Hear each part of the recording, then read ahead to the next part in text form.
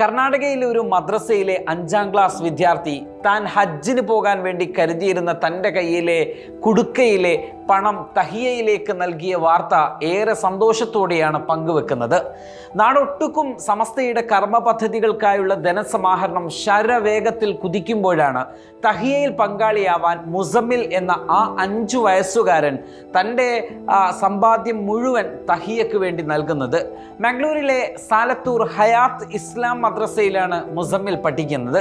ഹജ്ജ് എന്ന് കേട്ട് മനസ്സിലാക്കിയ ആ കാലം മുതലേ ഉള്ള അവൻ്റെ ആഗ്രഹമാണ് അതിനായി പണം സമ്പാദിച്ചു വെക്കണം എന്നത്. അങ്ങനെ വിവിധ ഘട്ടങ്ങളിലായി അവന് പലരിൽ നിന്നും കിട്ടിയതും അവൻ സമ്പാദിച്ചതുമൊക്കെ തൻ്റെ കുടുക്കയിലേക്ക് അവൻ നിക്ഷേപിക്കും. അങ്ങനെ നിക്ഷേപിച്ച കുടുക്കയുമായി അവൻ മദ്രസയിൽ വന്നു.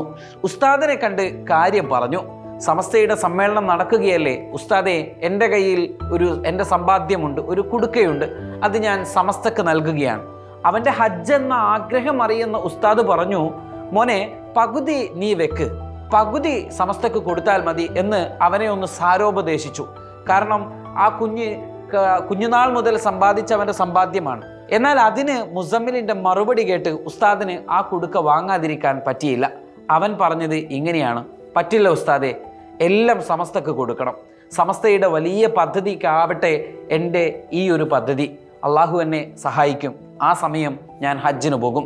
ഉസ്താദുമാരോട് ഞങ്ങൾക്ക് വേണ്ടി ദുആ ചെയ്യാൻ പറയണം, പ്രത്യേകിച്ച് ജിഫ്രി തങ്ങളോടും പറയണമെന്ന് എടുത്തു പറഞ്ഞുകൊണ്ടാണ് അവൻ ആ കുടുക്ക ഉസ്താദുമാർക്ക് കൈമാറുന്നത്. ഒടുവിൽ കുടുക്ക വാങ്ങിയ ഉസ്താദുമാർ എണ്ണി നോക്കുമ്പോൾ 2981 രൂപയുടെ കുറച്ചധികം നാണയത്തൊട്ടുകളും കുറച്ച് നോട്ടുകളും. ആ കുഞ്ഞു മനസ്സിനെ നമുക്ക് ചേർത്ത് നിർത്താം. അവന് വേണ്ടി നമുക്ക് പ്രാർത്ഥിക്കാം. തീർച്ചയായും സമസ്തയെ സഹായിച്ചവർക്ക് ലഭിക്കുന്നത് നിസ്സീമമായ പ്രാർത്ഥനകളാണ്. പണ്ഡിത വരേണ്യരായ ആ മഹാമനീഷികളുടെ നിഷ്കളങ്കമായ പ്രാർത്ഥന. ആ പ്രാർത്ഥനകൾക്ക് ലക്ഷോപലക്ഷങ്ങൾ മനം നിറഞ്ഞ് ആമീൻ പറയുമ്പോൾ നമുക്കും അതേറ്റു ചൊല്ലാം. ഈ സദക്ക കാരണം മോനെ, നിന്റെ ഹജ്ജ് എന്ന സ്വപ്നം വൈകാതെ പൂവണിയട്ടെ. അതിന് നാഥൻ നിന്നെ അനുഗ്രഹിക്കട്ടെ. Waytonikah.com, the exclusive Muslim matrimonial site.